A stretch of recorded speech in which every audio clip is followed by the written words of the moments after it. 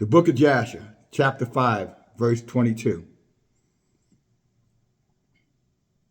In that time, Yahuwah said to Noah and Methuselah, stand forth, or stand up, and proclaim to the sons of men all the words that I spoke to you in those days. Perchance they may turn from their evil ways, meaning possibility, and I will stop the evil and will not bring it. Verse 23. And Noah and Methuselah stood forth and said, so all the sons of men could hear, all that Elohim Yahuwah has spoken concerning them. But the sons of men, which means the people, means everyone, just like today, the people, the populace. But the men, or the sons of men, or people, would not listen to them. Neither would they incline their ears to all of their declarations. And declarations is just warnings. And it came, and it was after this that Yahuwah said to Noah, the end of all mankind is coming on account of their evil deeds. And behold, I'm going to destroy this whole earth. And you do take unto you gopher wood. Then he gives them instructions about the ark. Let's go over to the book of Jasher, chapter 80. I remember what we just said. He told Noah and Methuselah, his grandfather, to warn everyone.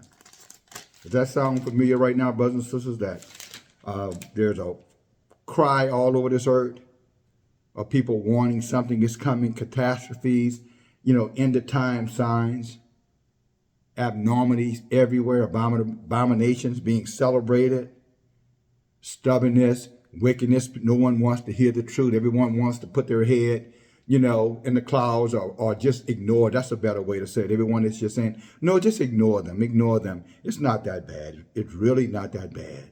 Just have faith. Wait for the unction to come. Okay? I'm going to tell you something, brothers and sisters. The only warning that any of us are going to get is coming out this book. And I want to say that clearly to my brothers and sisters because, see, some of us, again, as I said many times before, we're Christian non-Christians. Talking about Israel, who've come out and understanding and identifying who they are now. There's, an awareness that you're Israel, but that behavior that you learned, or many of them have learned in Christianity, they just transferred it right over here. And they don't read the New Testament anymore, but they think the New Testament and all their, what you call wisdom, all their, insight, all of their intel, their intellect is still based off of Christian principles, although they do not, speak in terms of New Testament or Jesus or Yahuahs or what have you. And let me say that, I'll say this to my brothers and sisters. It's like someone saying, you could take the man out the ghetto, but you can't take the ghetto out of the man. Or you could take, the woman out the whorehouse, but you can't take the whore out the woman. It's the equivalent of that. If your transformation from paganism, idolatry is not totally complete, then you are still paganistic and an idolater by another ideology. That other ideology or mindset is your own. Many of our brothers and sisters are projecting their own religion upon themselves by cross-pollinating, adding the old with the new, cross-pollinating. And anybody knows anything about cross-pollinating and foods, that is a contamination. Well, you cross-pollinate New Testament with the Torah, or what they call Old Testament, instead of being cross-pollination, it is called an abomination.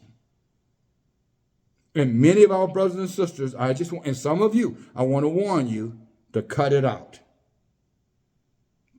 You cannot cross-pollinate Yah's word. In other words, you cannot, tie in Christian ideology, even though you don't profess to be a Christian, with Yah's word, the Torah. because that is a complete and absolute abomination before him. And someone needs to say this, so I'm going to say it. I'm going to take it upon myself to be the target of all of the haters out there who don't want to hear the truth, but you heard it anyway. Just like the Most High said to Noah and Methuselah, perchance somebody will listen. He said, but they're evil, so he said, don't hold your breath. But he said, maybe someone will hear. So I'm saying right now, maybe someone out there you're listening to me, who you know you're an Israelite. You have come out of, the New Testament. You're studying in the Torah now, but your mindset,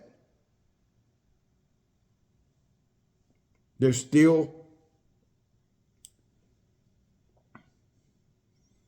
some corrupted, ideology again. There's still some corruption going on there. When you look at this word, this is why Yahuwah why would he tell someone like Noah to go warn the people, Methuselah, go warn the people, then tell them, oh, but wait to hear from me too.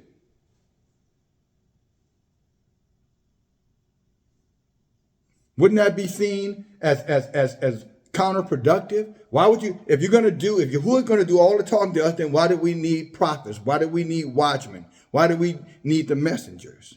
If he's going to talk to everybody, then he's contradicting himself. Deuteronomy 18 and 15 says, listen to my prophets.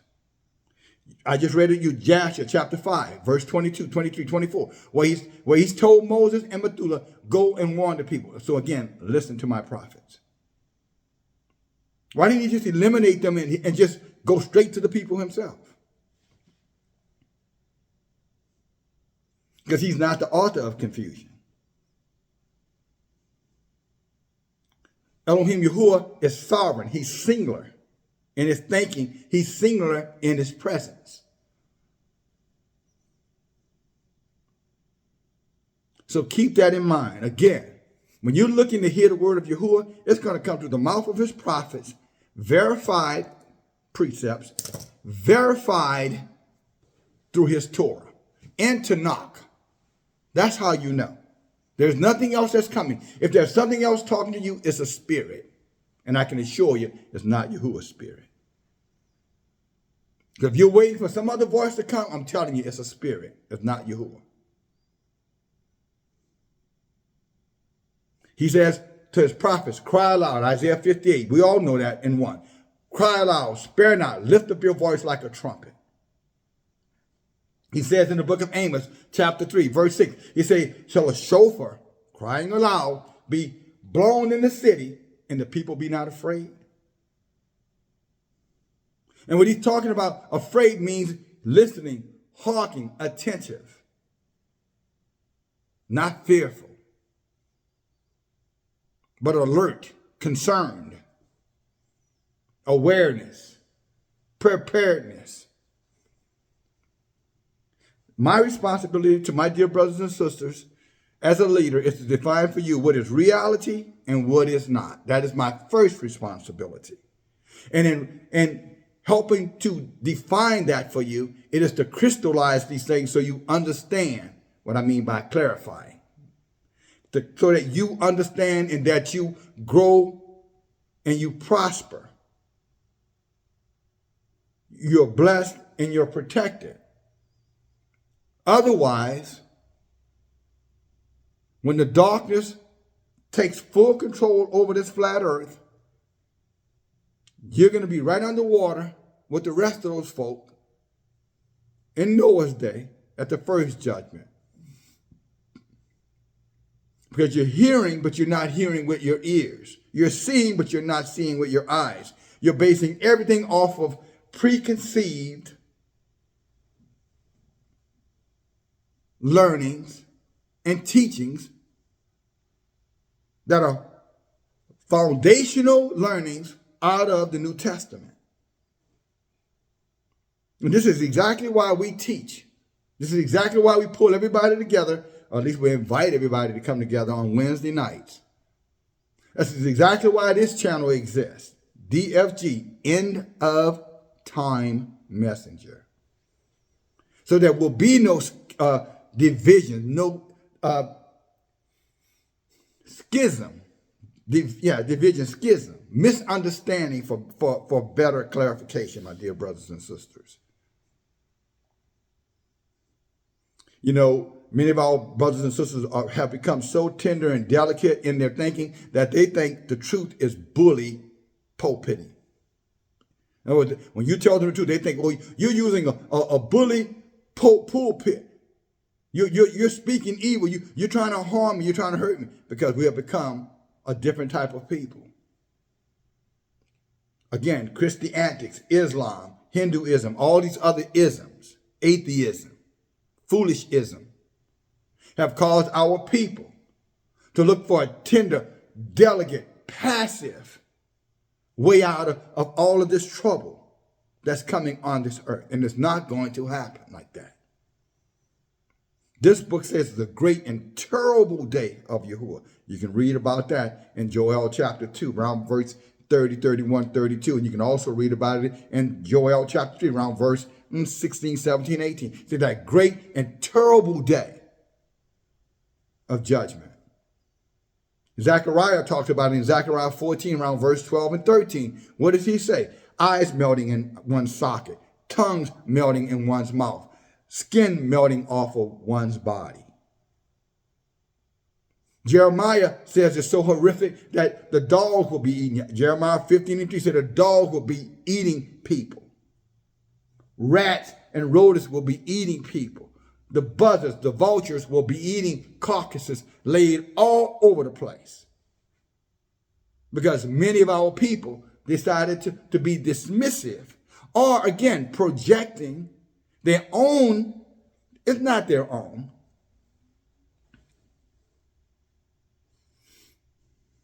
What it is that they're projecting past and polluting it, the present. They're projecting or bringing a polluted past and mixing it in with a current truth. You know, sort of like cognitive dissonance. You guys have heard me use that terminology before.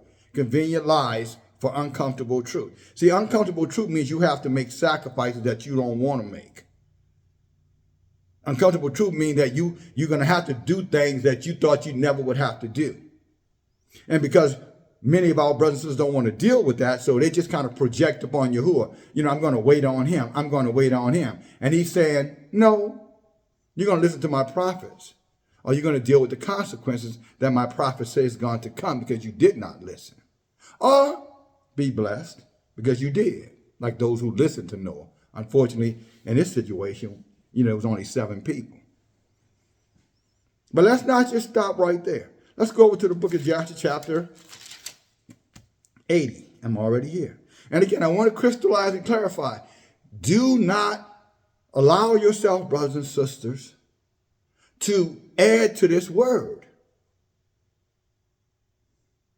You cannot find in this Torah where Yahuwah is telling the people, wait, I'm going to talk to you individually. That's what happened with Nathan, Quorum, and Abiram in the book of Numbers chapter 16. And they started to rebel because they said, no, Yahuwah is talking to me too.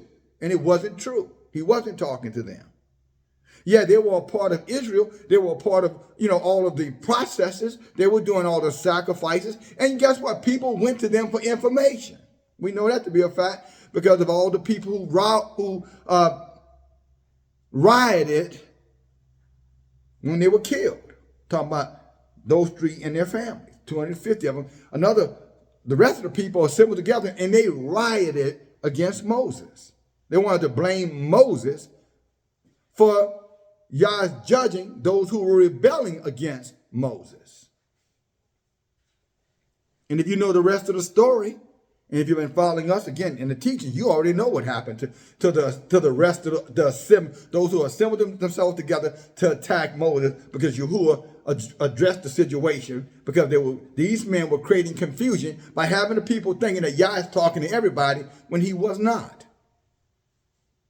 He was talking to the one man, Moses. And he had gave the law and the Torah for the rest of the men so that they could be aligned with Moses. And so he sent a plague upon them, and 14,000+ of them died.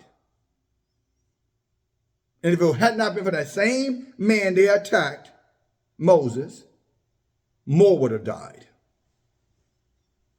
It was Aaron who stood between the death angel and grace to stop the killing, to stop the slaughtering that Yahuwah had brought, not Satan. Satan had nothing to do with it. Satan had entered the minds of those men and told those men that, that the voice that they were hearing was Yahuwah's voice, and telling them be prideful and be arrogant. You don't have to listen to, no prophet. That was probably Satan telling them that.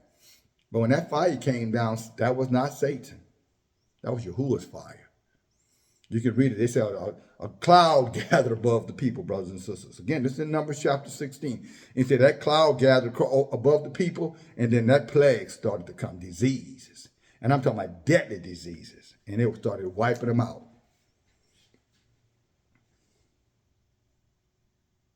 So it's just a reminder to each one of my brothers and sisters, this Torah is in place for a reason, and the prophets are in place for a reason. If you go over and read Exodus chapter 18, and we talk about this. See, this is why you should be here. Subscribe to this channel, because at least you'll learn the truth. You can do what you want to do at the end of the day. Nobody's gonna, hold a gun to your head. You can do what you want to do. But at the end of the day, you will hear the truth. Over here, you're not going to see your elder, falling for, deception and folly and foolishness. Not here. You got a lot of crafty false prophets all over this earth, brothers and sisters. A lot of them have created content. A lot of them have YouTube platforms or Instagram platforms or other, social media, TikTok, etc. And a lot of our people are running over there, or they're taking stuff from over there and they're coming over, where the truth is, and challenging the truth. Not because of their own concerns, it's because they want to be rebellious, they want to be contentious. I had a situation happen just a couple of days ago, and I knew the devil, what he was up to, that particular demon. And he comes and said, where's in the Bible does it says, the sons of the fathers? And I know he was doing some mother goddess work, foolishness, but he didn't realize who he was dealing with, brothers and sisters. Somebody should have told him, hey, that's Elder DFG you talking about. He knows what you're doing before you even get it out of your dumb mouth. He knows what you're up to. Yahuwah said, should there be a secret and he not reveal it to his servant, the prophet? So I gave him 1 Chronicles, chapter 1 through chapter 8.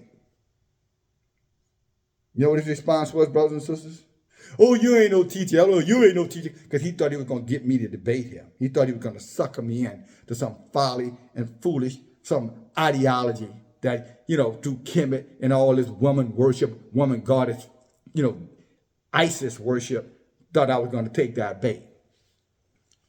But champions don't listen to champions. I'm going to say that again. Champions don't listen to champions. You know what a champion is? It's a loser by who thinks he's a winner. That's a champion. And I say, let's be champions. Stop listening to chumps, even if that chump is, is in your head. Satan is a chump.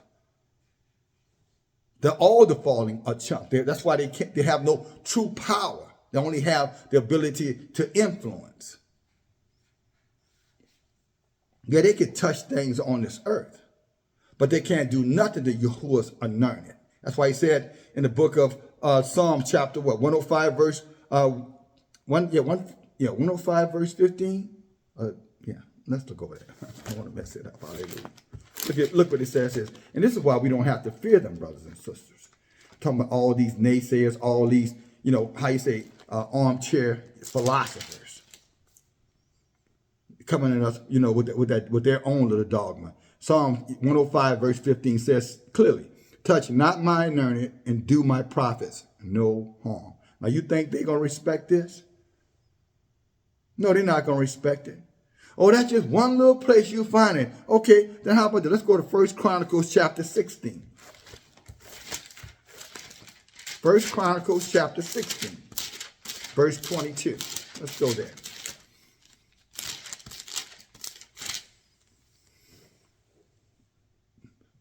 It reads, saying exactly what Psalm 105:15, touch not my anointed, do my prophets no harm. The exact same thing. But they don't care about that. They attack the prophets of Yahuwah. And they come out with all their vain, philosophy. But again, Jeremiah warned us of them. Did he not, brothers and sisters? He called them, Jeremiah 14:14. He said they were lying prophets. These prophets and these people on all of these platforms, brothers and sisters, that's trying to create this confusion or trying to infusion, trying to create confusion through infusion. I'll say it again, trying to create confusion through infusion. What is infusion? Bringing in lies and trying to mix lies up with truth. Bringing the unclean and trying to mix it with the clean.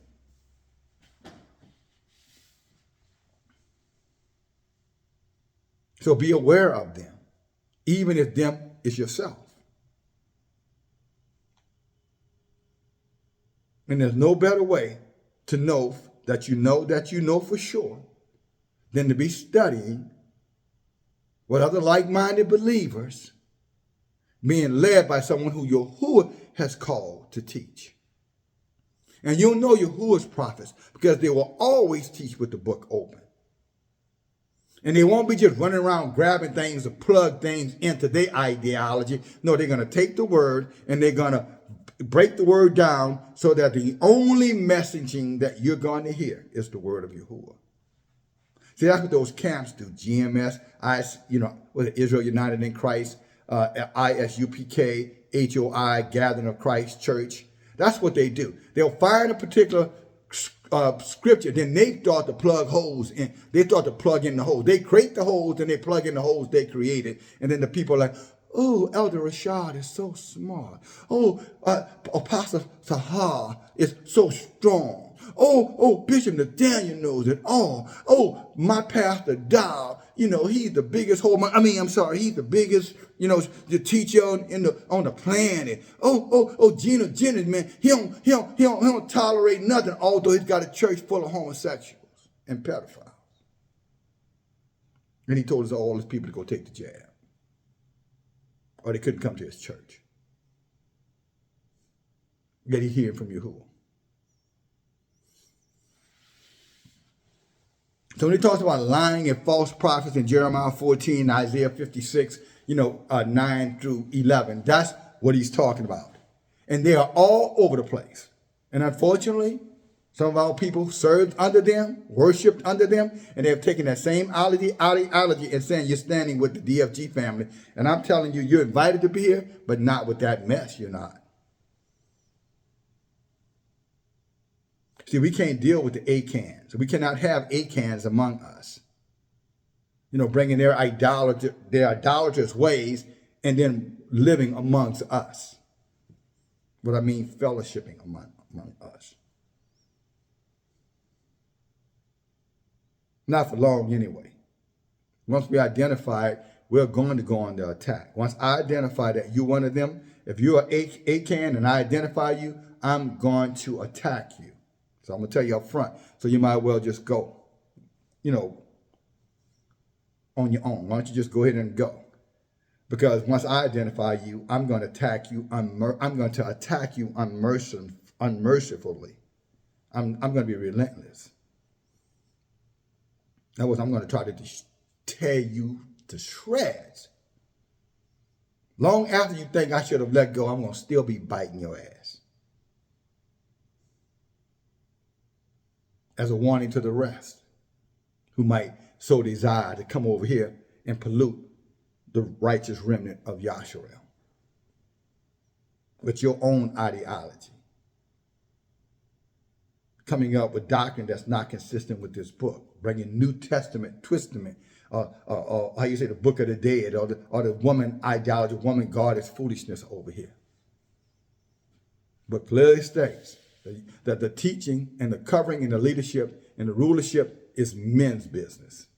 Not that he does not use the daughters of Zion, because he does. They're here to help. So you can't be a helper and not be utilized. So yes, he does use the daughters of Zion, but he uses them as a support mechanism, not to rule over men. And if you think that's doctrine that you can't agree with, then I'll tell you this. You might want to go read over in the book of Isaiah, the mighty prophet Isaiah, the book of Isaiah. Go read Isaiah chapter 3, start reading at verse 10, and see what he says about children who rebel against their parents and women who try to rule over men. Go over to Rock chapter 26 and see what he says about women who are out of order.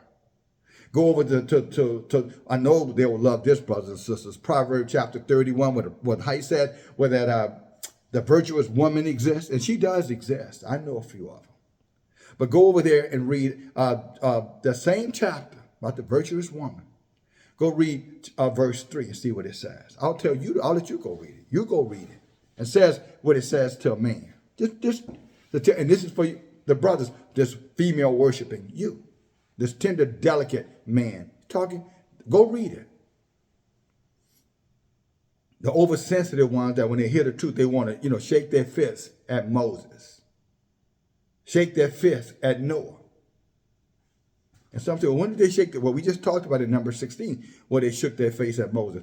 Fist at Moses. But see, when they shook their fist at Moses, that wasn't a new thing. They had already been rebelling like that against Moses. Some of the rebellion against Moses, brothers and sisters, I don't know if you recognize it or not, was happening when Moses was still in Egypt with Israel.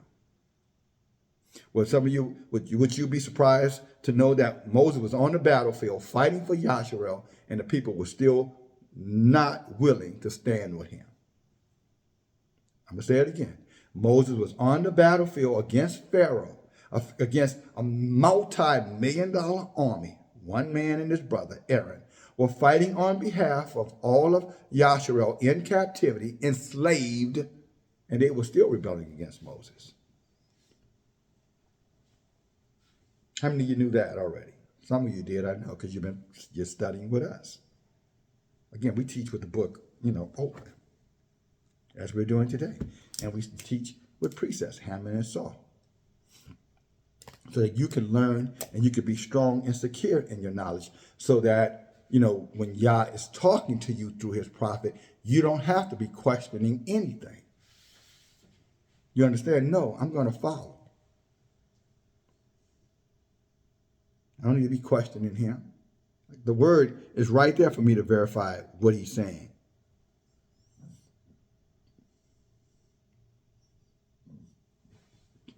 But look at this to show you just how they behaved towards Moses. The book of Joshua, chapter 80, verse 37. And at that time, many died of the people of Yasharel. Now we can stop right there for a minute.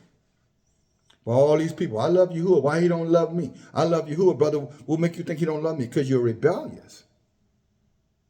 But I love him. You can love him and still be rebellious. You can have someone in your household you love and still, fight with them. I'm not talking about physical fight. I'm not talking about domestic violence. I'm talking about just rebel against them. Don't want to listen to them. Think they don't know what they're talking about. They're like they're inconveniencing you. Thinking that they expect too much from you. Whatever it might be. Who knows? So don't say that, you could be in a relationship with someone but not be in rebellion at the same time. Yes, you can be. And again, when I say relationship, I'm talking about any type of relationship. Work-employer relationship. I'm not talking about man-woman. Exclusively. Although it could be included in what I'm saying. So yes, you can believe in Yahuwah and still be in rebellion. When you ignore his word from his prophets, that's rebellion. And he will hold you accountable for it. Let's see what he will do to you for it. Let's see. Again, the book of Joshua, chapter 80, verse 37. And at that time died many of the people of Yashrael who rebelled against Yahuwah and who would not listen to Moses and Aaron. I thought you don't listen to any man. Right here, brother, says, do not trust in men. Yeah, it's talking about wicked men. Do not put your trust in men. It's talk about men who are rebellious, who are in rebellion against Yahuwah. You should not listen to men. It's talking about men who are foolish, tender, delicate, don't know the difference between rulership and obedience.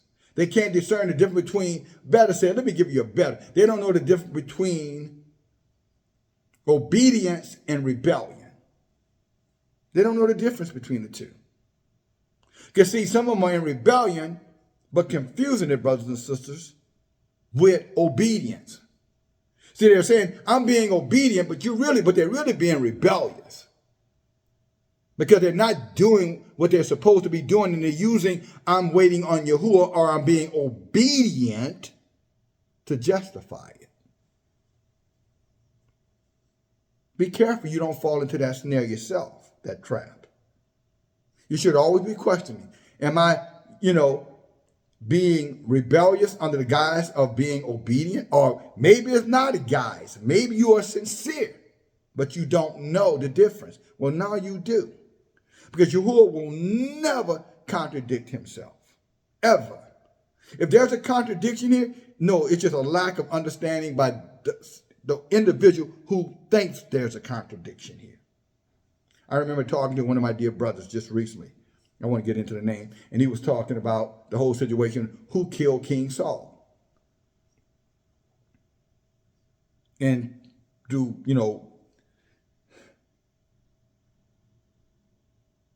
honoring and trusting and being a part of what we're doing here. DFG family doing here, teaching, inform, and educate here. He reached out to me. He said, well, what happened there? Seems to be a contradiction. And once I explained it to him, and then he went back and read, said, man, I should have read a little bit farther. I would have saw it myself. But what if he had just stopped right there? He would have just ran off with that wrong doctrine. Oh, the Bible is confusion. The Bible, is inconsistent. The white man, or all the stuff you hear, brothers and sisters. But that's why I'm here to teach, inform, and educate. That's why you're here, to grow, to be strong, to be blessed, to have all the gifts, all those things that Yahuwah says I have in store for those who love me. Isaiah said it well. He said, eye has not seen, neither has it entered the heart of a man or a woman, the things that I have prepared for those who love me. But in that love, it's a complete love. It's loving through full obedience and without rebellion. So be careful that you're not confusing what you think is, obedience with rebellion. I'm waiting, but Yah didn't tell you to wait. I'm thinking about it, and Yahuwah didn't tell you to think about it, contemplate about it. He said, do it. See, a lot of our people are going to get destroyed right here. Watch this, brothers and sisters. You see, I could talk about this for another 20 minutes, but I want to go back to the scripture. I hope you're listening carefully. I hope you're listening intently now. What I mean intently, learn to understand. Just put aside any type of bias and say, no, let me listen to the elder. Let me see what Yahuwah is giving him, because maybe it's for me. And I want to be all I can be in Yahuwah. I don't have that kind of pride that I can't be taught. I don't have that kind of pride that, I'm thinking that somehow Yahuwah is talking to me and just me and nobody but me. Well, he's talking to y'all too, but he's talking to me too. Well, then everybody can come and say, well, this is what Yahuwah said. And you know what the book called it? You're doing what is right in your own eyes. We were warned against that.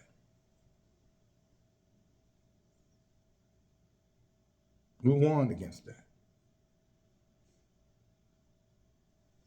But let me pick back up. Look at this, brothers and sisters. Hallelujah. Verse 37. Again, Joshua chapter 80, verse 37. At that time, many of the people died of Yashrael who rebelled against Yahuwah and who would not listen to Moses and Aaron and believed not in them that Yahuwah had sent them. Although they did all those signs, the sign with the creeping things and the dust, the lice, they had done all the things with the animals, they had the sea creature that came out of the ocean and unlocked doors. They had seen and witnessed all those things. The weasels, the mice, the frogs, the scorpions, the serpents, flies, bugs, hornets, gnats. They had seen all that stuff. Reptiles, winged animals attacking them. How you say, fleas and flies all in people's eyes. If you see cattle, sometimes you see, if you go out on the farm, you'll see like these cows and stuff, the flies and stuff be in their eye ducts, you know what I'm saying? Because they're trying to get that water out of there. They're thirsty. People were like that. And the people were like that because Moses had told Pharaoh, since you're in rebellion against Yahuwah, then he's going to strike your kingdom down. He's going to tear your whole kingdom down. Just like Yahweh is saying right now, to this whole flat earth, he's going to destroy all of it, brothers and sisters. Every bit of it. He's going to tear it down. Down to the ground. He's going to burn it to the ground. But before he burn it to the ground, brothers and sisters, he's going to make them suffer. Oh, why would he make them suffer? Because he can. He created it. He can do whatever he wants to do with it. Who created the earth? You think men created this earth? They wish. If Yahuwah created this earth, he could do whatever he wants to do with it. It's his earth. He created man. He can do whatever he wants to do with man, and he doesn't need a man's permission. Although he will honor the righteous prayer of a righteous man or woman. But rebellion, he's not going to tolerate it. He says the sin of witchcraft. 1 Samuel chapter 15, verse 23. So be careful, because again, there is a concern that I have that some of our brothers and sisters are confusing obedience, or better said, are confusing rebellion with being obedient. You're really rebellious, but you think you're being obedient. You're waiting for Yahuwah, and Yahuwah said, why are you waiting when I've already told you so? I've already told you what to do through my prophets and through my books.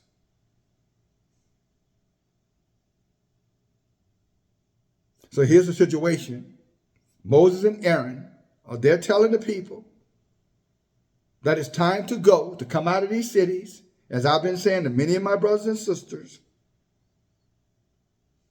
to come out. It's time to leave.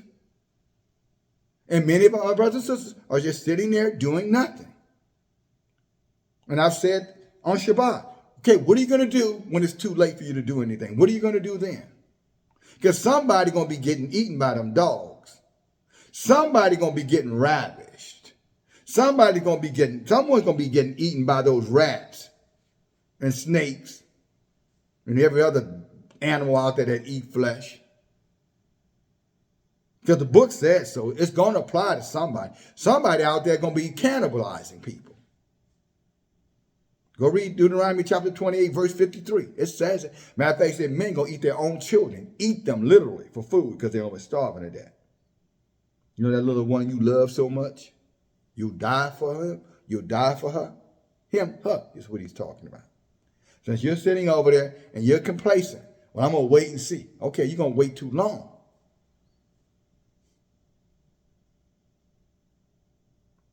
When you find out you're wrong, it's going to be far too late. And you're not the first one to I'm just waiting to see. You're not the first one. I know you think you are. You think that's a sign of your independence and a sign of your strength. No, it isn't. It's hidden fear and insecurity. That's why you're not activated. Because think about it like this. If Yahuwah is telling you to do something and you're not doing it, then what would be your justification, your rationalization for it? Outside of hidden fear and rebellion, pride. What would it be? You willing to fight against Yahuwah? You willing to go against him? After all these things you know about him, you're still willing to go against him. Some did, and some will. Some did in the past, and some are going to do it right now. They're not going to listen to today's example of Moses and Aaron. I'm not Moses, but I believe the same spirit that was on Moses is on me. The same voice that talked to Moses is talking to me. There are videos and a lifestyle to back that up.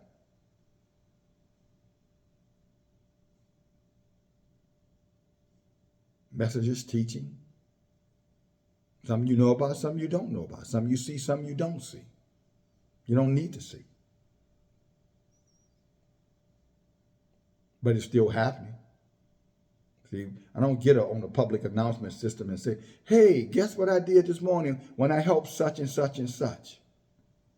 Like the rest of the heathens do. They like to be seen, for all of their good works. They love to do things, on the public, to be seen by men.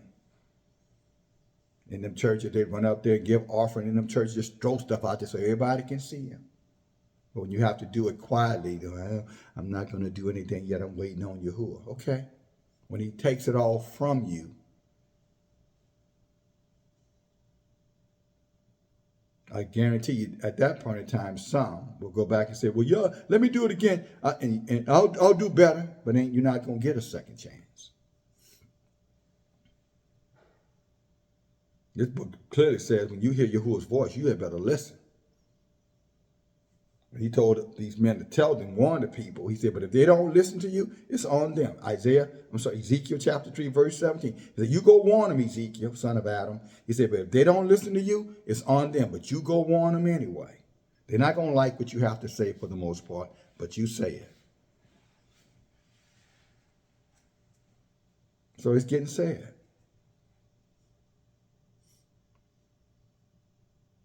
Those who want to learn, you're getting fed. Those who don't want to learn, as the old saying goes, Proverbs 26, like the dog returns back to his vomit, so will you. Come over here, look and see what's happening, and you're going right back over there to where you were. Or you came for a little while, and now you're already back where you've been, because it never left, it was always in your heart. You thought you could, come out, by, saying an environment that, that reflects strength and courage. So you attach or you cleave yourself to it. But now when you got it so you can sustain it, you can't and you won't.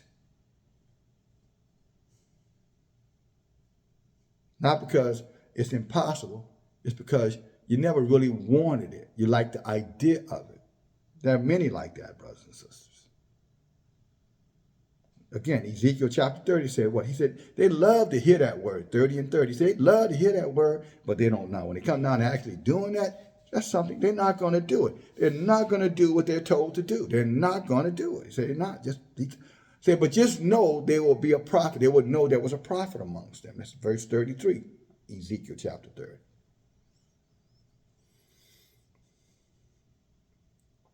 These people had a choice. Here's Moses, Aaron telling them what Yahuwah said. Watch this, brothers and sisters. Picking back up, the book of Joshua, chapter 80, verse 38. And who had said, we will not go forth, talking about these Israelites, not the heathens, Israelites. These Israelites said, we will not go forth from Egypt. In other words, I'm not leaving, this system of things. I love America. Ain't no place better than America. Ain't no place better than, Nigeria or Kenya or wherever they are, Egypt. You know what I'm saying? Wherever they might be on this flat earth. Where are you going to have it better than here? Malcolm X used to do this little parable about the house nigga and the field nigga, and how he said like the house nigga was like, where's, what we gonna have a better place than master's house, better food than master's house, better food than master have at his table. Malcolm said that house Negro loved his enslaver more than the enslaver loved him or herself. And we see a lot of that behavior going on in Israel. If it's white, it's got to be delightful. If it's white, it's got to be right. If it's white, it's got to be good for me. After all, there ain't no good black ones, no good brown ones.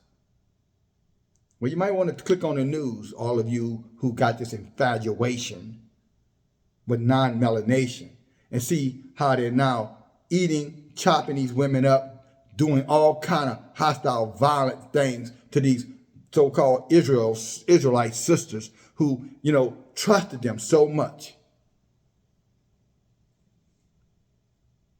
Even their own people say, don't trust them in times of trouble. Their own people say that. If you've been following this channel, I put out a video not long ago. One of their own men said, I'm going to tell you something about white men and white women. He said when they got to make a life and death decision in terms of whiteness, they going to vote white. Not black, not brown, not yellow. White. Not Asian.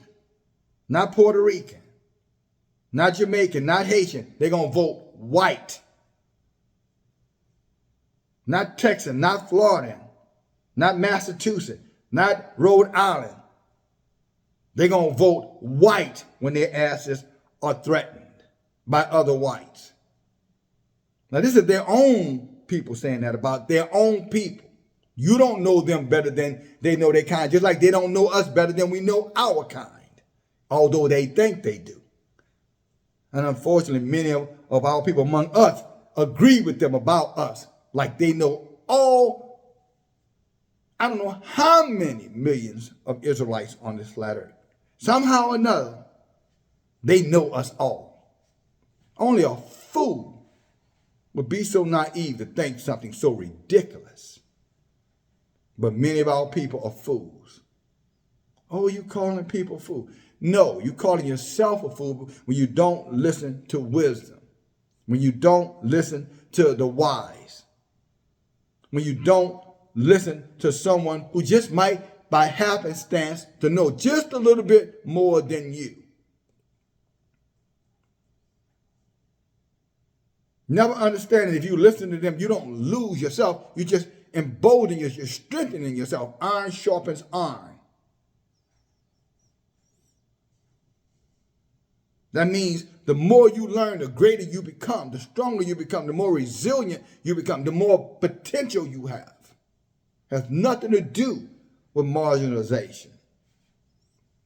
But then when you're part of a perverted society that tells you that good is evil and evil is good, just as it says in the book of Isaiah chapter 5, verse 20 down to verse 24, Yahuwah said, I'm going to destroy those who push that propaganda amongst my people. And so if it's you, prepare to get destroyed. If you're one of those kind of people who conflating good and pushing it as evil because of your own self, ignorance. And people will get mad even with something like this. Yeah, you can go right to the book of Isaiah, chapter 56. And what do you say? Look at this, brothers and sisters. I'm coming back. Y'all know, follow, hallelujah. Y'all lead, I follow. Look what Isaiah 56 says. Verse 9, Isaiah 56 and 9. The book of Isaiah. This is Isaiah, a mighty prophet of Yahuwah.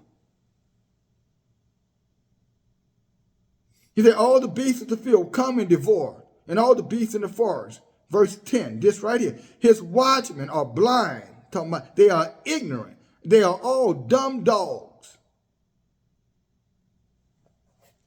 He called them blind, ignorant, dumb dogs.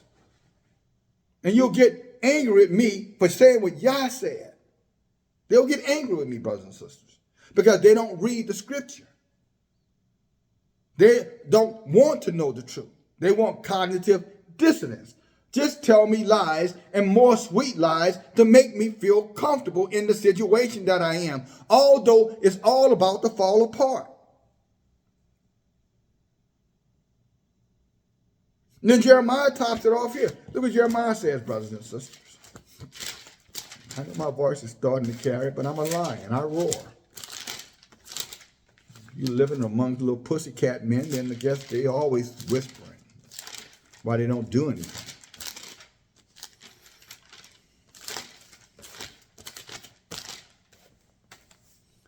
The book of Jeremiah, chapter 5, verse 21 reads, hear now this, foolish people.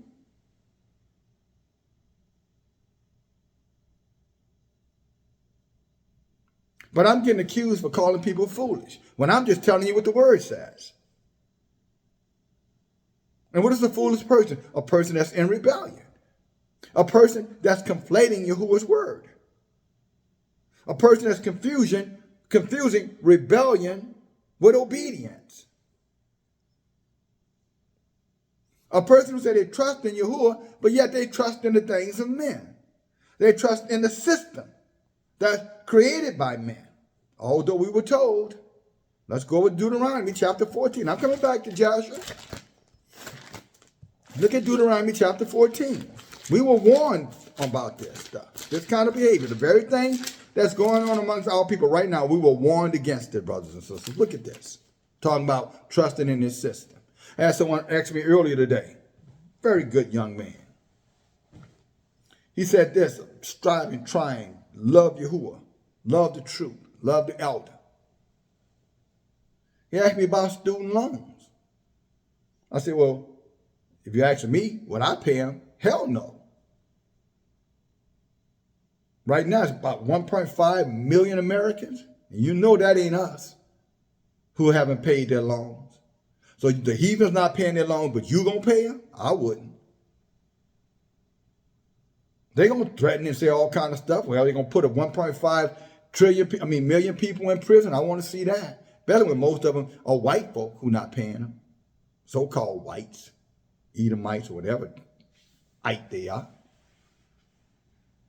The vast majority of those people, the people who are not paying those loans are not us, brothers. Most of our people, you can't even get loans to go to college. And if you did get one, it's minor compared to the loans they give them.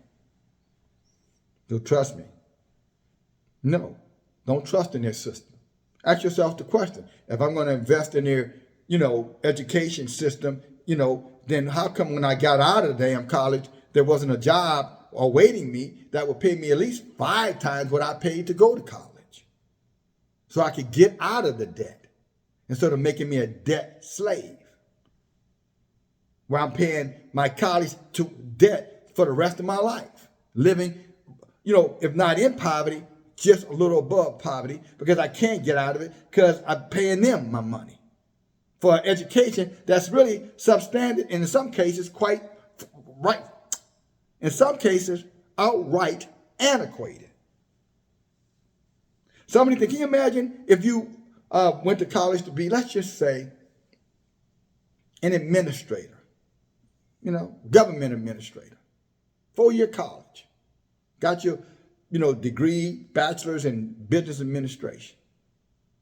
And then you get told by this government earlier this year, your job is eliminated. You were working for the Board of Education. Your job is eliminated. Okay, what's the plan? We don't have no plan for you. Wait a minute, I went to college. I spent all this money to go to college. I got all this student loan money that I got to pay you back. And you just eliminated my job and told me there is no other outlet for me other than, go apply for food stamps? You don't care about my mortgage I got to pay? My car note I have to pay? My family who depends on me? You don't care about none of that, right? Then why would you give a damn, brothers and sisters, of somebody who feel like that about paying back a student loan? That's my rationalization for it. That's my argument against it. What's yours?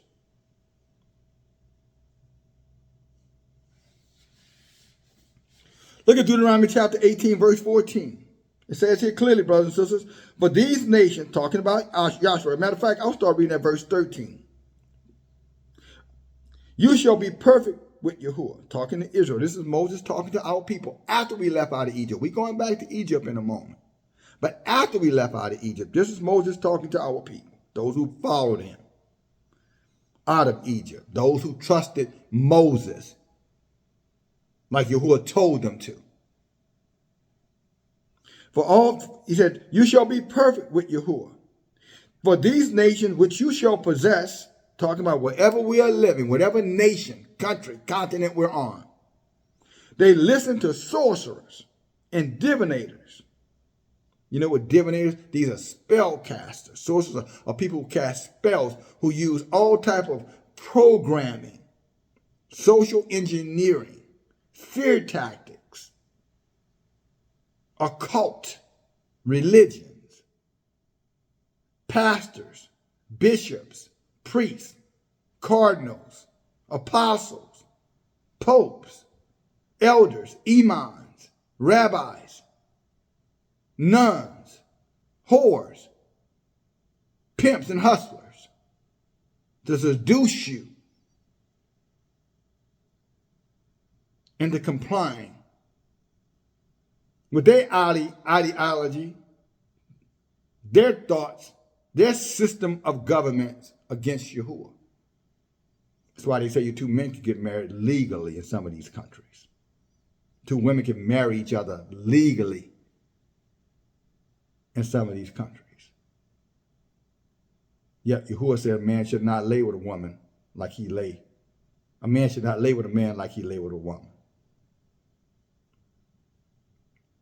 That's Leviticus chapter 20, verse 13. It says an abomination. And those who do that, he said, they're supposed to face the death sentence. Read it for yourself. Leviticus 18, 22, 23 talks about it.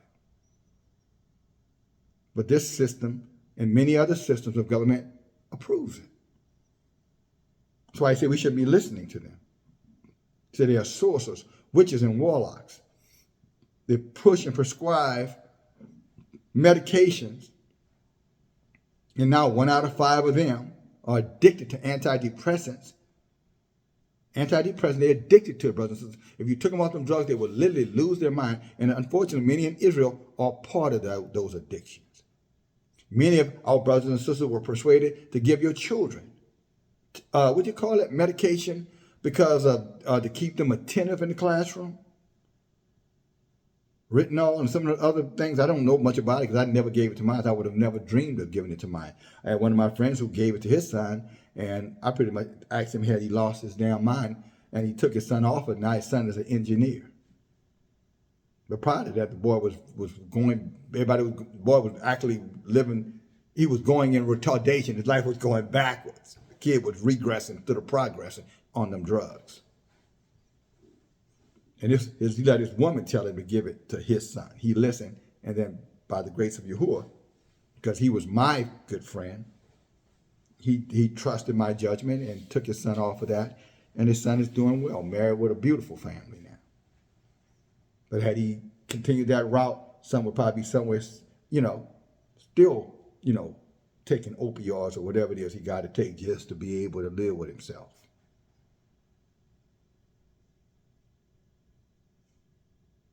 You see, if they would turn to this Torah like Yahuwah told them, brothers, so you wouldn't need no medication. The book tells us this word is a healing for us. You go read Jeremiah chapter 30, verse 13. He said a word is a healing. He said ain't no medicine on this earth can heal us. He said it's the word of Yahuwah that heals us. Sirach 38 says the exact same thing. And says that Yahuwah bring forth, his physicians, men like myself, and we'll help you spiritually. Through the teachings, teaching, form, educating, through the Tanakh studies, through these lessons.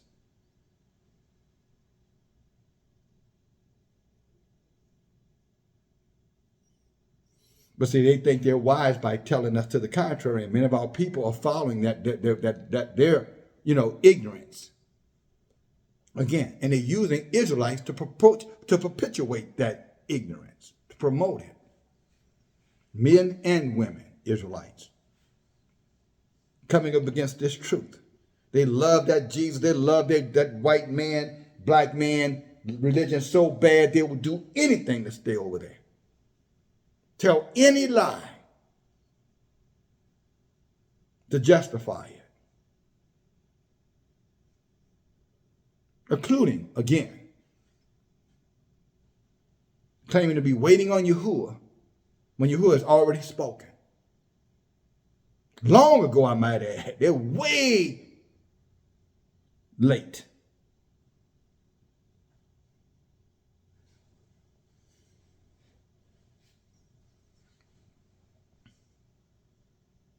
It says right here, for the nation which you shall possess, they listen to sorcerers and diviners. But as for you, Yahuwah said, don't you do that. So when we tell you pull out, unplug, we're telling you what Yahuwah says. When you decide to stay because you are afraid, you ought to admit it. Most won't.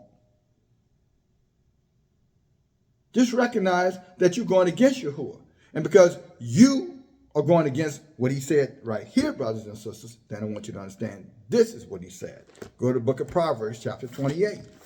For all of you who are procrastinating, all of you who are waiting on Yahuwah, When he said what to do, this is applied to you as well.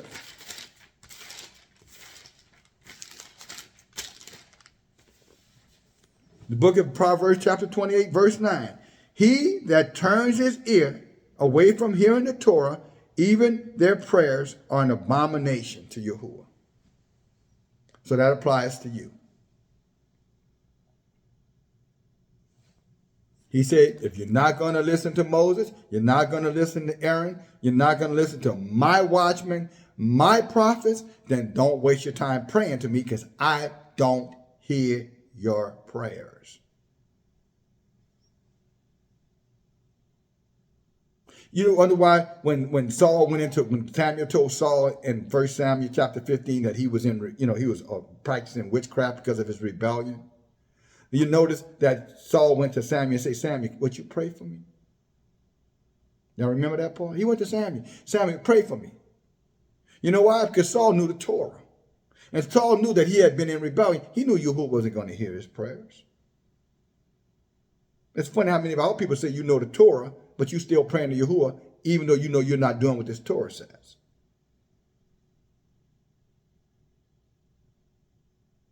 You might want to give that a second thought or a third thought. Saul knew better. Saul said, he ain't going to hear me. He said, do something, and I did just what I wanted to do. Not the opposite. Saul just did what he wanted. Saul didn't do the opposite of what he was told. He just didn't do completely what he was told. Go back and read it for yourself. He was told to utterly destroy everything. He did most of it, except for the part he wanted to hold on to. And that was the death of him, right there. That's the death of many of our brothers and sisters. Holding on to that little thing that you think is that Yah is somehow another understanding towards, and he isn't. But you refuse to believe it because it goes against what you want. It's silent rebellion under the guise of obedience or waiting on Yahuwah, the unction, or whatever term they use, Christian term.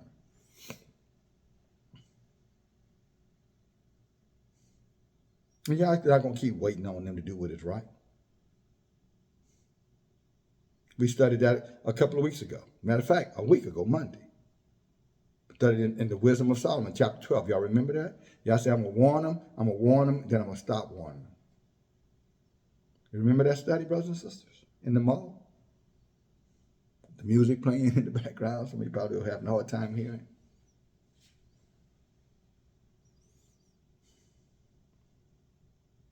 This is a teaching work here. Teach who? Us. That's who? Us. So that we're not easily deceived by ourselves or the other wolves all around us, pretending to be men and women of Yahuwah.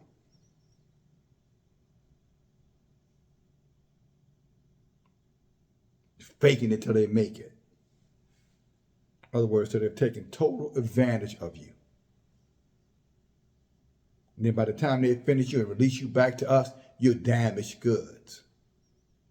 Now you got all these paranoias. Well, I don't know because this did that, he did that, she did that. Now you're in this tender, delicate mindset that the book warns against. Deuteronomy chapter 28, verse 54 through 57. Now you're in that state of mind. Everything is apprehensive now. Everything is apprehensive. No more boldness for you. You're done. You're cooked.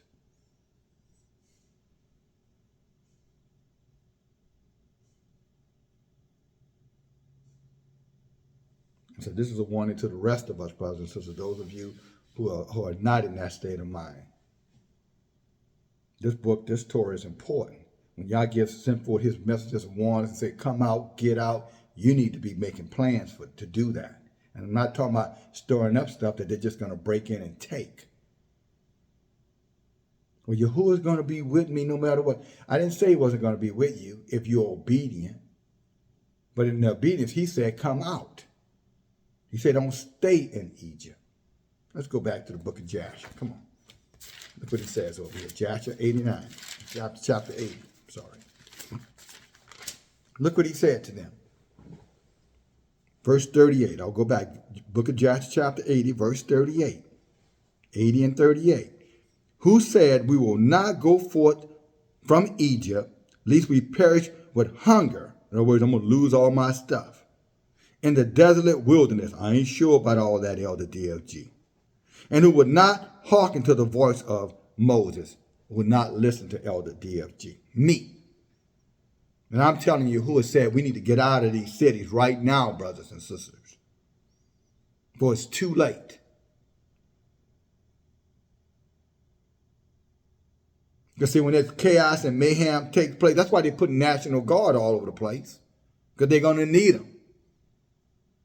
They're going to fence some of our people in these inner cities. They're going to surround you and not let you out and starve you to death. Oh, they would never do that, Elder. They would never use the military to do that. Then maybe you need to go back and research the Devil's Punch Bowl.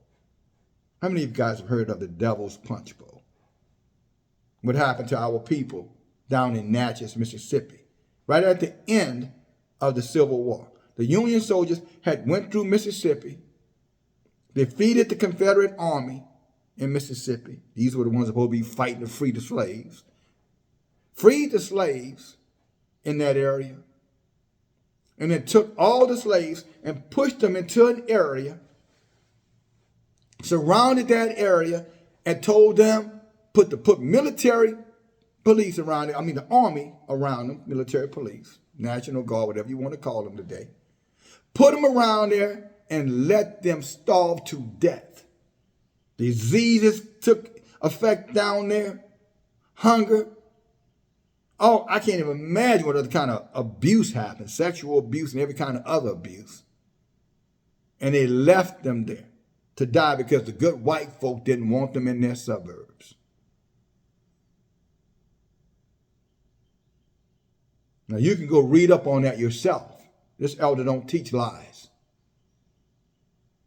The Devil's Punch Bowl, the Natchez Devil Punch Bowl.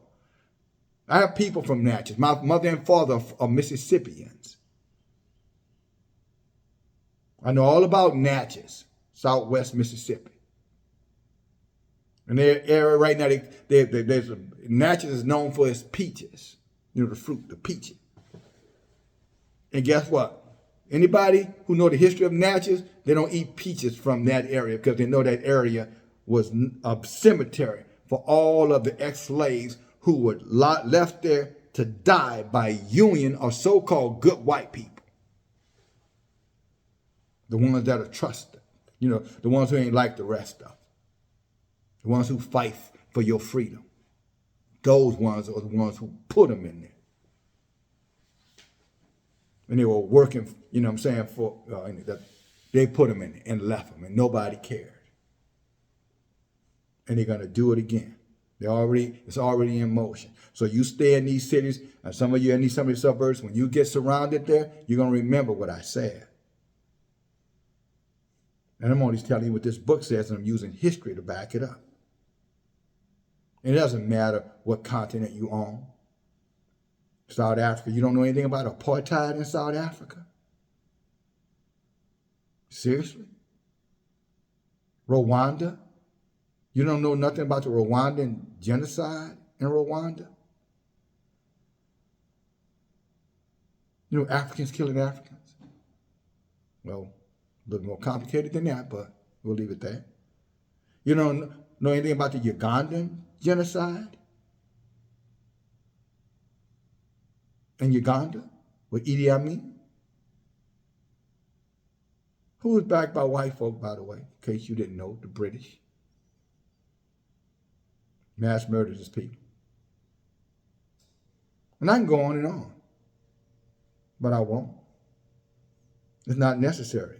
Either you're going to believe or you're not going to believe. You're going to do or you're not going to do. All the history in the world ain't going to change our hardened heart, our rebellious heart. Yah has already set aside the consequences for rebellion. Look what it says. Because they did not listen to the voice of Moses, verse 39, in the book of Joshua, chapter 80. Yahuwah plagued them in the 3 days, with 3 days of darkness, and Yasharel buried them in those days without the Egyptians knowing of them or rejoicing over their debts. So for all of those who would not listen to Moses and Aaron to leave, to come out, Yahuwah killed them. He let them die. Matter of fact, he did it. He didn't let the heathens do it. He did it. Gave them plagues. You know, plague is diseased. Like AIDS and, other disease. Cancer. Heart disease. The C one. Y'all know that one. And just ravished them. In 3 days' time, thousands and thousands of them were dead, I suspect.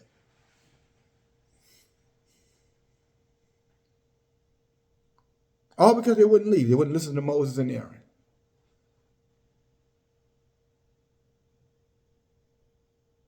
I got to wait. I got to think about it. I'm not going all out there. I'm not going over there with you, elder. I'm not going out there. I'm not going on no land. I don't know. Why? You trust Yahuwah? Do you believe that we're in the end? Do you believe that Yahuwah said he's going to gather us together from the four corners of this earth? Do you believe that? Where he said we were scattered everywhere, but he's going to bring us all back. Do you believe that? Because that's what's happening. In real time, that is exactly what is happening. And there's a bunch of our people sitting there doing absolutely nothing or waiting to see what we're going to do. And then once shit hits the fan, and it's not a question of if, it's more when it does. I guarantee you, some of you are going to be same people who are going to be trying to find out where we are, and you're going to want to come, and I'm going to tell you, Yahuwah is not going to let you come. He's going to put a wall around us, and you can't come, and you're going to want to come. Just like he put Noah and his family in that ark. That was a wall. He put a shield around them, just as he said in Proverbs chapter 30. He said, those who keep my Torah, I will put a shield around them. That ark was a shield around them.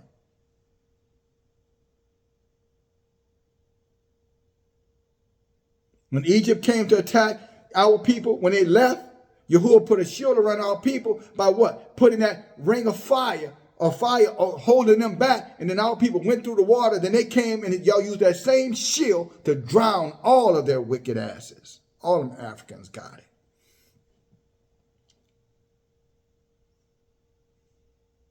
When he says, touch not my anointed, he means it. Do my prophet no harm? He means that.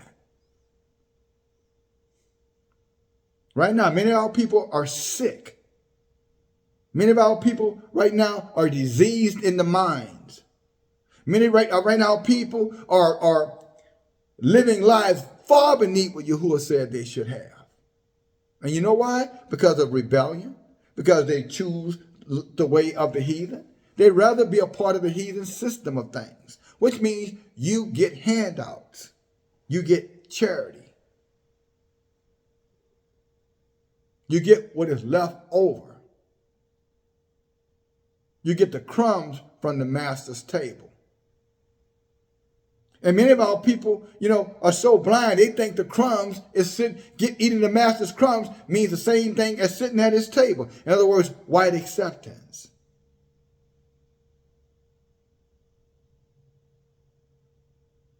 They conflate white acceptance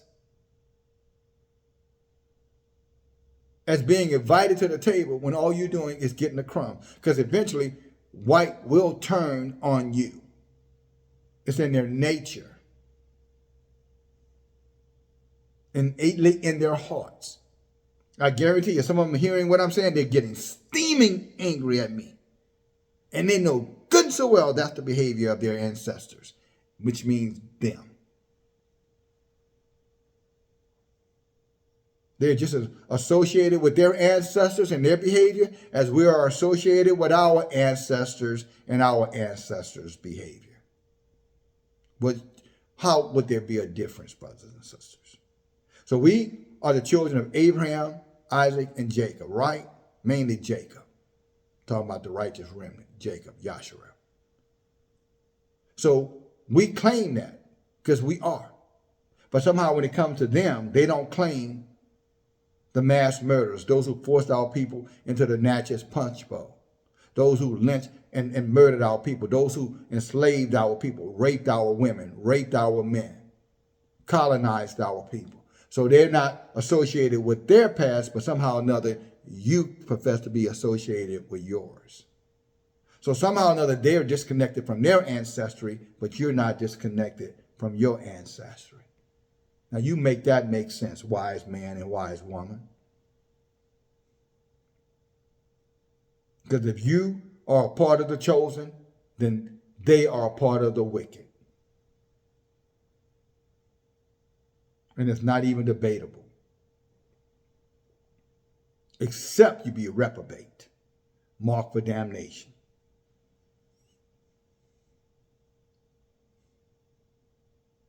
This book tells us the world was made for many, but only a few going to be saved. That's 4 Ezra chapter 8, verse 1 through 3. And it is true. And the reason why it's only going to be a few saved, because just like Isaiah 1 in chapter 1, verse 8, 9, 10 says what? Because of the righteous remnant, this whole place would be like Sodom and Gomorrah. But for that righteous remnant, Yahuwah is going to do a set aside for us. And a part of that set aside is coming out of these damn cities, brothers and sisters, or wherever you might be, and getting amongst righteous remnant Israel, who's going to walk and trust this Torah, so that we know and can believe what Yahuwah is going to do for us is what this Torah says he's going to do for us. He's going to dwell within Zion. That's exactly what Joel chapter 3, verse 22 says. Yahshua will, he said, Yahuwah will dwell among Zion. That means his presence is going to be with that group. He ain't going to be with a group over here, and a group over here, and a group over here, and an individual over here, and an individual over there, and an individual over there. No, he's going to be with the group that he gathered together from the four corners of the earth. That's where he's going to be. That's his word, not mine. He would not have told Moses to gather the people out of Egypt if it was okay for them to stay in Egypt. He would not have told Noah and his family to get in the ark if it was okay for them to stay on the outside of the ark, or stay amongst the masses, better say it.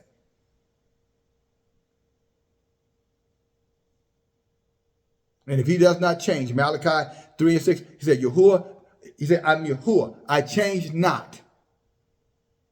Malachi 3 and 6, look it up. So if he never changes, what makes you think he's changing now? Solomon said in Ecclesiastes chapter 1, verse 8, there is nothing new under the sun. Nothing new means whatever happened in the past, you learn from it, because it's going to happen in the present and in the future, brothers and sisters.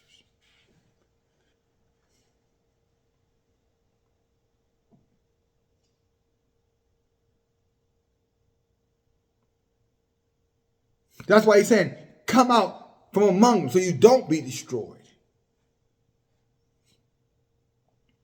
Say, come out from among them so that I can protect you. Well, he can protect me wherever I am. Not if you're in rebellion. And he said, come together. He didn't say stay where you are. Where's that in the book?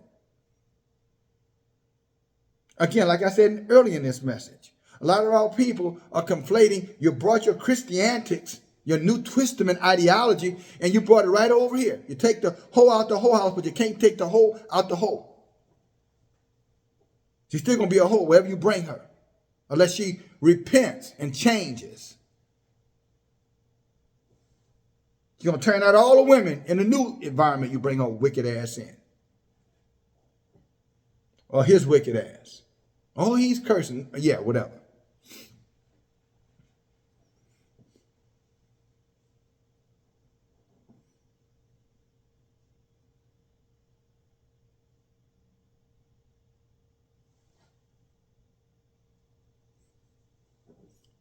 Verse 39, I just read to you, verse 39 said, let me finish that up. Joshua 8 and 39. And Yahuwah plagued them in 3 days of darkness. And Joshua buried them in those days without the Egyptians knowing of them.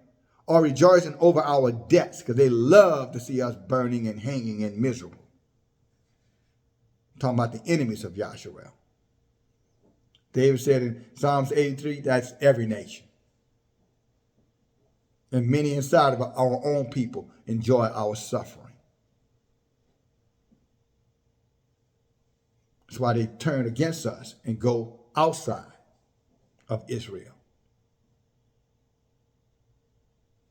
Verse 40, and the darkness was very great in Egypt for 3 days, and any person who was standing when the darkness came remained standing in his place, and he that was sitting remained sitting, and he that was lying down continued lying in the same place, and he that was walking remained sitting upon the ground in the same spot. And this thing happened to all of Egypt until the darkness had passed away.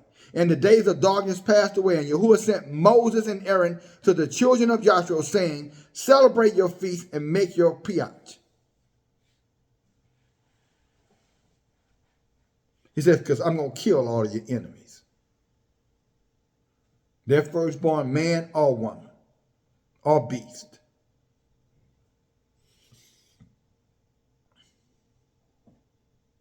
So I'm going to do this for you. See, the book of Joel says, Yahuwah says, he's going to avenge his people. He's going to recompense Israel for the evil that was done to us. Yahshua, Israel. But make no mistake about it, that's only the righteous remnant he's talking about. Those of us who are in obedience. That's what makes us the righteous remnant. Those of us who seek Yahuwah, who love him with all our heart, all our mind, and all of our strength.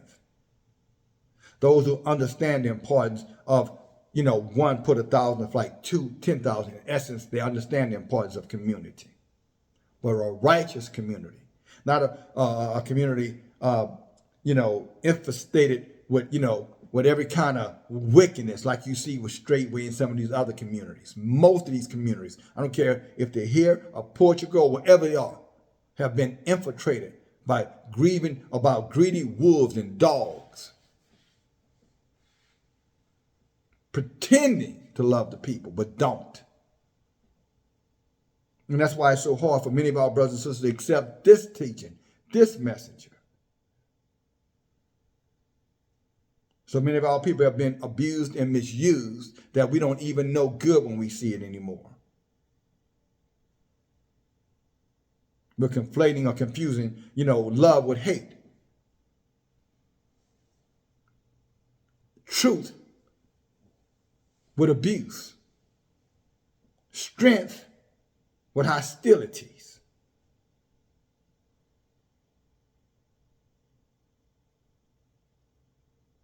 And that's why repentance is necessary, brothers and sisters. Because then Yah will help you understand, no, strength is not hostile. Truth is not to abuse. Strength is used to, to free, to break away, to take away the yoke. The last thing we need is someone talking in circles with us again. Wouldn't you all agree, brothers and sisters? We need someone who's going to speak to us directly and honestly. At the end of the day, you still make up your own mind. So what's the problem? What's all this, shouting and hooping and hollering about? Why are you so offended?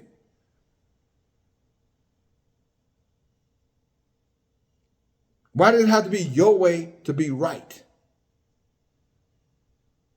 How can this book constantly say, cry aloud, spare not, cry aloud, spare not, cry aloud, spare not? Yet, when the lack of empathy is demonstrated, you're mad. You're angry. When the book said not to spare. And he was telling his leadership not to spare.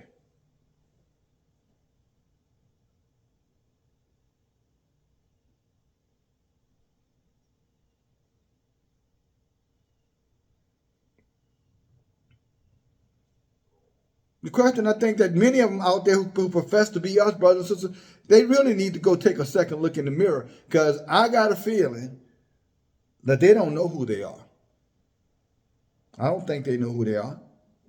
And if they do know who they are, they don't know who Yahuwah is. Because this book says Yahuwah is a man of war. That's Exodus chapter 15 and 3. Yahuwah is a man of war. Deuteronomy, I think it's 4 and 24, says Yahuwah is a flaming fire.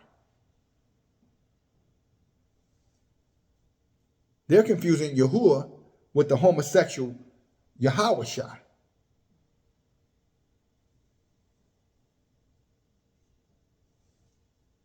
Caesar Borgia, whatever name he is, a portrait of who he was, but he's a Baphomet. He's Moloch, half man, half woman, homosexual. That's what they're worshiping. So if you're worshiping your so-called Jesus, Yahuahs, or whatever name you call him, Yahushua, then you're worshiping homosexuality. You're in the middle of transgenderism, which makes you perverted. So while you talking about my perverted words, you living in perversion. And if you don't repent, you're going to get destroyed. Do you realize that our ancestors, I'm talking about the most recent ones of the last 400-500 years, those of them who were enslaved, slaughtered, incarcerated, imprisoned, many of them to this very day, still in those states, or those conditions, adverse, poverty, sick. Do you know that the vast majority of them believe in Jesus or Christianity? Do you know that? Have you even taken a second to ask yourself the question?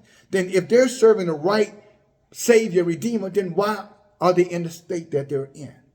And don't come at us with no foolishness about because they're under the curse. That's a cop-out. That's cowardly. Because you don't want to identify the Steve Harveys. You don't want to deal with the Oprahs. You don't want to deal with the Whoopies. You don't want to deal with all these other celebrities, non-celebrities, these athletes, the LeBron James, all these people who are multi-millionaires, the Jay-Z's. I don't care if they're wicked or not. Why aren't you? Because they devil worshiping. Well, if you're under the curse and they're devil worshiping, they should be under the curse too. You got scholarly doctors, people, black Israelites who are doctors and dentists, which are just doctors. You got them who are in education and all kind of other fields, middle class, upper middle class, not cursed, but you want to just project curse on those who you want to classify that way because you're trying to justify that Jesus is not the devil and he is. That's the only way we'll be under those curses, serving other gods. So don't let them make a chump out of you, brothers and sisters, coming at you with that cursed foolishness. They're just trying to make a chump out of you. They're chumps, chumpions. Remember earlier, they're chumpions. And don't want you to be a champion. Because see, a champion is going to seek this truth out. A champion is going to get with those who are loving Yahuwah. A champion is not going to be afraid to come out. A champion is not going to be sitting there holding back when Yah said release. Not a champion. A champion going to have a mindset, I'm going to trust in Yahuwah with all my heart. I'm not going to lean to my own understanding, and I'm going to acknowledge him, and he's going to direct my path. That's how a champion thinks. Those that put their trust in Yahuwah will not be ashamed. That's how a champion thinks. Those who put their trust in Yahuwah shall not be confused. That's how a champion thinks.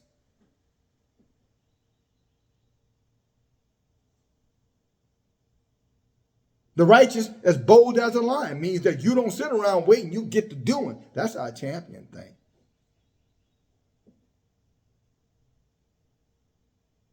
A champion says, I know the plans that Yahuwah has for me.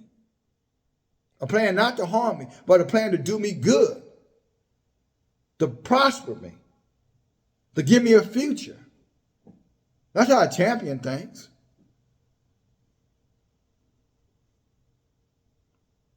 He's not interested in the small fox. Well, maybe, what if, I'm not sure. A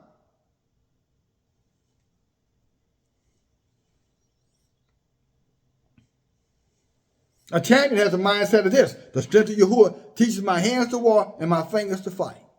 That's how a champion like David. You come at me with this Philistine, but I come to you in the name of the most powerful Yahuwah. Isn't that right, little Noah? He knows what I'm talking about. Isn't that right, little man?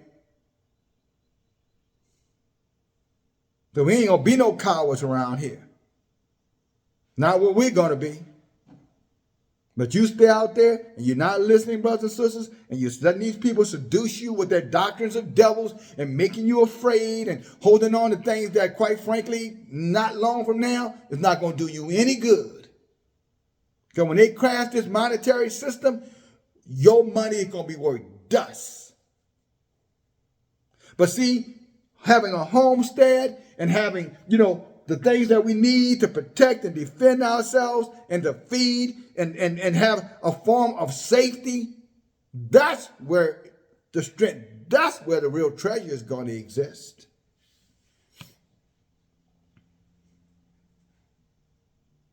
But that's now, that's not tomorrow.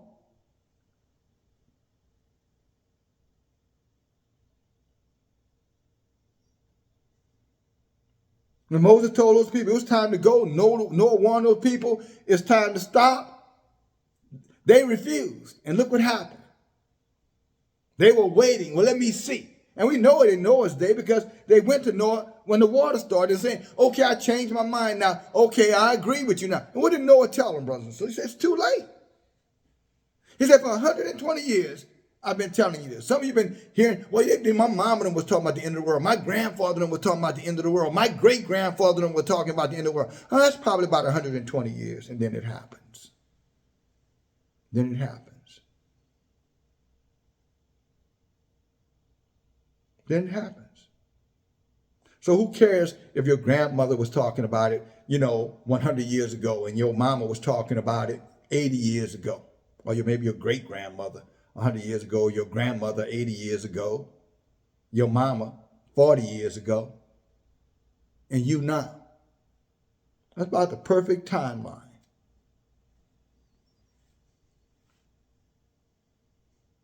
Just because they were talking about it and didn't see it happen, doesn't mean you're not going to be the generation to see it happen.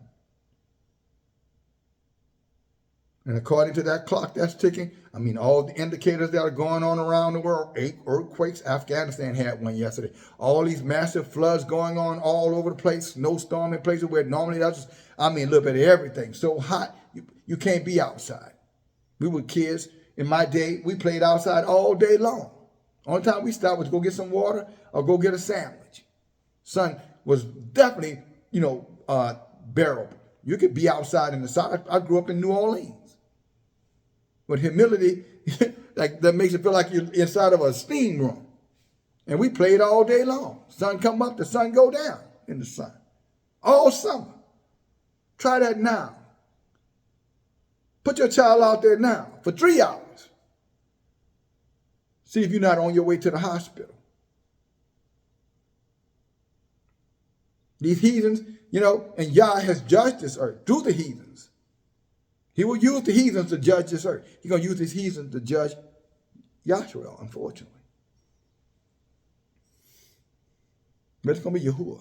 It might look like one of them doing it to you, but it's going to be Yahuwah who opened up the gate or pulled back his presence and let it happen. That's what 4 Ezra 15 is talking about. Kicking in people's doors, that kind of stuff. Neighbor against neighbor, that.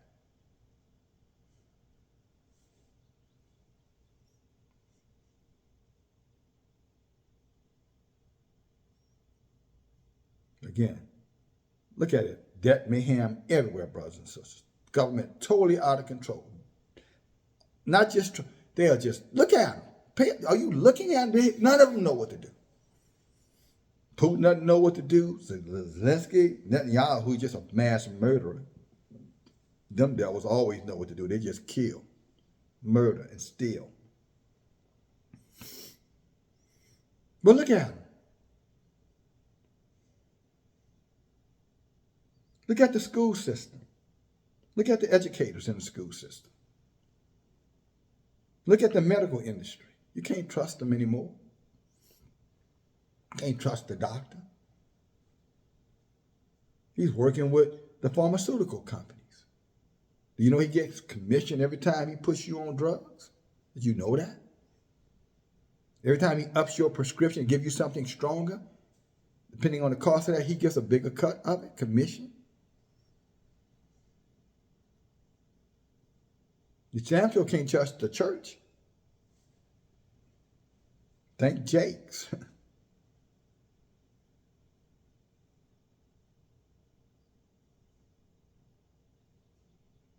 The whole thing is collapsing in real time.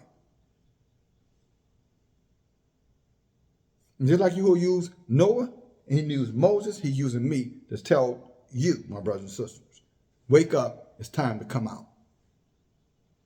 He's not going to make any guarantees to any of us. The only guarantee is that I'm going to be with you wherever you go.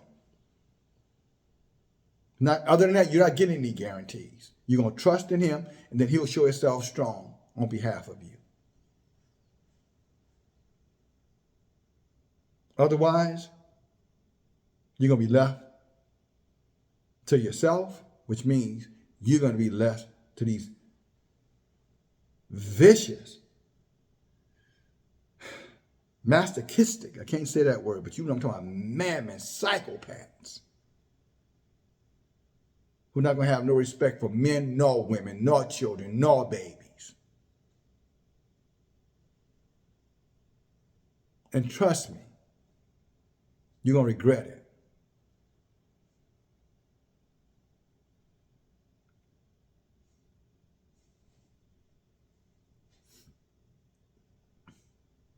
When their flesh starts to rot off their bodies, you can smell that stench. Trust me, brothers and sisters, it's going to be a sad day. It happened in Egypt. It's already happening here with these drugs, with that trunk or whatever it is. You go to all these major cities and you see these people just literally they're stuck, bent over all kind of ways because the drugs are so powerful they're on now. Flesh getting eaten through. I was talking to one of the sisters yesterday, and she was telling me, she works in the healthcare industry, and she was telling me, she said, Elder, they got diseases out here medicine don't work on anymore. She said, there's no medicine that can cure those diseases. And she said, and they're on the verge of growing exponentially. She said, it's about to be a serious pandemic. Not epidemic, a pandemic. Flesh-eating bacteria. So that means, just like in Egypt, when he says that their sores, their bodies start having sores on them, brothers and sisters, it's going to happen. They're going to rot from the inside out. Stench. It's going to happen to Yahshua and the heathens. All a part of Yahuwah's recompense. All a part of his judgment. But the rebellious, to redo this earth, to clean it up. The mess that man made. And I haven't even gotten to talk about the fall and what's under the earth that's already back up and the damage they're going to do.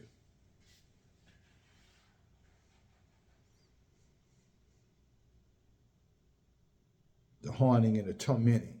You don't know if something is a human if it's not a human. And it's looking at you coming your way. And there's nothing you can do to escape it. Talking about your worst nightmare come to truth, come into reality. That's what awaits them. All of those who are in rebellion against Yahuwah.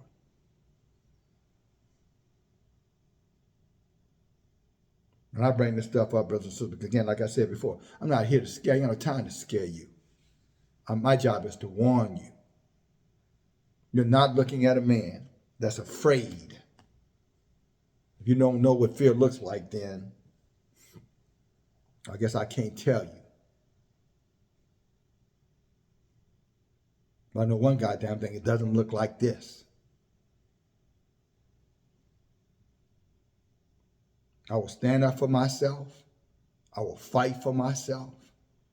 And I will stand up and I will fight for those whom Yahuwah has put me over, male or female.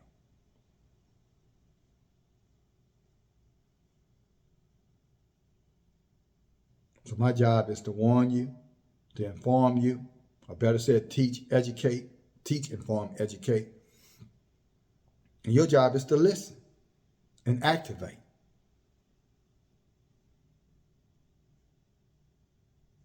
Before it's too late. And Yahuwah is not waiting on you, by the way.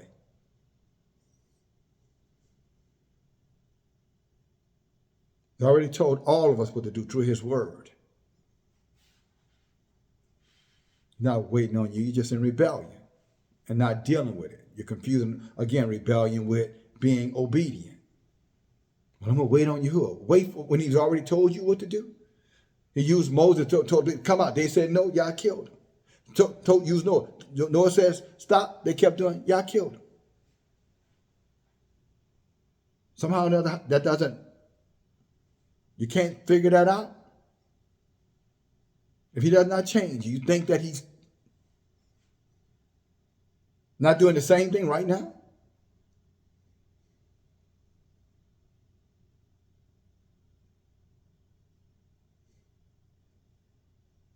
What we're doing, brothers and sisters, it's going to take a lot of us to get involved and help to get this done.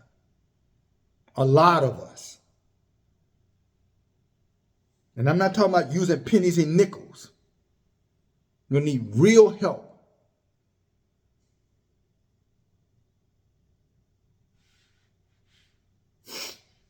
Because I'm going to leave it right there. You know what I'm talking about. If you're with us, then you need to stand up and invest in what we're doing. Period.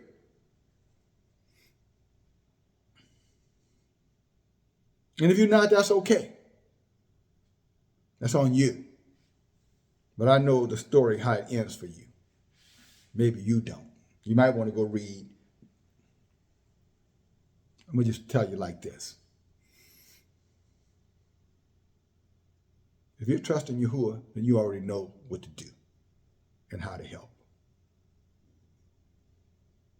I'll leave it there. Hallelujah. That being said, my brothers and sisters, again, I don't even know what else to say in terms of, the urgency of coming back to Yahuwah, getting into this word, getting into this Torah, taking this seriously, activating, communicating, not congregating, here or there. Because I want to say to any of you out there, if you're a part of us, then we don't do little, what you would call, religious cells all over the place. Group over here and a group over here, group in this thing. We don't do that here. We're together. Some of you who are invited to the Zoom call, remember we're going to be back on the Zoom call this Friday night. You've been with us for a while, then you probably can be a part of it. But understanding that when you come to that Zoom call, these are like-minded people. So you can't come there with your opinions. We come there to, just to, to really celebrate and discuss things that are relevant in terms of what's happening, amongst ourselves so that we can put names with faces. You don't have to be a part of it. I'm just saying that's what we're doing. But we don't do sales all over the place. We don't have no group here, no group there. We don't have no women group and no men's group. We're together, period. We don't do any of that stuff. So if that's something that you need, then you're going to have to go to Gino Jennings or Gathering of Christ Church. A bunch of them, they got sales all over the place. All going to hell, but you can, my best advice I could give. Over here, we won. But that being said, my brothers and sisters, what can I tell you other than what I've already said?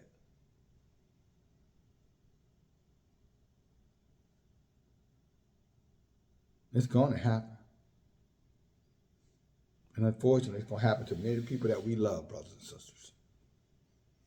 Some of you. Not because Yahuwah didn't love you, because you didn't love him. There's a prayer I want to read. How about that? Let's end this with a prayer I want to read. Let's go to the book of Tobit, chapter 13. Read this prayer. And don't forget, tomorrow night we have our Wednesday night Tanakh study, and I'm sure Yahuwah will. I already know we're going to be studying, but you know how I am. You're going to have to wait then, because y'all might tell me something different. So, hallelujah. But that's tomorrow night, 6 o'clock. Central Time, 7 o'clock Eastern Time, or whatever time zone you're in, you do the math. But this is Tobit. Y'all familiar with Tobit. We all know about Tobit and Sarah and the woman that was set aside for him that a demon was trying to get hold to, and all the other confusion where Raphael had to come in and rid the demon out. She had husbands, and these demons were killing them off. But Yahuwah was letting that because she belonged to Israel for Israel. And Yahuwah wasn't going to have that. He had already told her, her father, and that if you give that woman to anybody other than the Israelite, I'm going to kill him. I'm going to kill you. But anyway, that's, if you read Tobit, you can see the story, and it progressed all the way through chapter 14. But I'm going to read chapter 13 to you because it's a prayer. And I think it'll be a good way to end this lesson. So listen up. Let's go. All right. The book of Tobit, chapter 13. Then Tobit wrote a prayer of rejoicing and said, "Blessed be Yahuwah that lives forever. Blessed be his kingdom. For he scourges," that means chastises, "and he has mercy. He leads down to hell, and then he brings up again. Neither is there any that can avoid his hand. Confess him before the other nations, you children of Yasharel, for he has scattered us amongst them. There declare his greatness, and extol him, brag about him before all the living, for he is our Adonai. He is our Yahuwah. For our Father, or our Yahuwah, our Almighty Father forever, Yahuwah. He will scourge, which means to beat, us for our iniquities, or to chastise or correct, whatever word you want to use. But if you know what scourging is, look up the word. Sometimes it's just words to scourge you. He will have mercy again, and he will gather us out of the nations, among whom he has scattered us. Again, telling us to come together. If you turn to him with your whole heart and with your whole mind, and deal uprightly before him, then and only then will he turn unto you, and will not hide his face from you. In other words, you got to leave you behind if you want to bring him forward in your life. You got to get rid of all your old mindsets, brothers and sisters. All that religious stuff that I talked about earlier in this message. Therefore, see what he will do with you, and confess him with your whole mouth, and praise Yahuwah of might, and cry out the everlasting King. In the land of my captivity do I praise him, and declare his might and his majesty to a sinful nation. O you sinners, turn and do justice before him. Who can tell if he will accept you and have mercy on you? I will exalt my Yahuwah, exalt his name, and that my soul shall praise the King of heaven, and I shall rejoice in his greatness. Let all men speak, and let all praise him for his righteousness. O Jerusalem, the holy city, he will beat you or scourge you for your children's works, and will have mercy again on the sons of the righteous, only the sons of the righteous. Give praise to Yahuwah, for he is good, and praise the everlasting King, that his tabernacle may be built in you. Again, that's why he don't want these sacrifices, these feast days, these lambs and slaughtering, all that stuff. Y'all say, I don't want it. I want a contrite heart and a humble spirit. Say, you are what I want, person, man, woman. But that's why we don't do those feast days and all that. Amos said, Yahuwah said, I hate all that stuff. Isaiah chapter 1 says again, Yahuwah said, I don't want any of that stuff. The prayer of Ezariah 1:6, Yah said, I don't need that. Psalm 51:17, 16, 17. He said, I don't want any of that. I want you. You are my sanctuary. You is where I want to be. With you. Amongst you. And I can't come if you're going to be wicked. You're going to stay in rebellion. You're going to go against my commandments, go against my Torah. You're going to pollute my sanctuary by bringing New Testament and ideology and religion into a culture that is told not to participate in any of those things.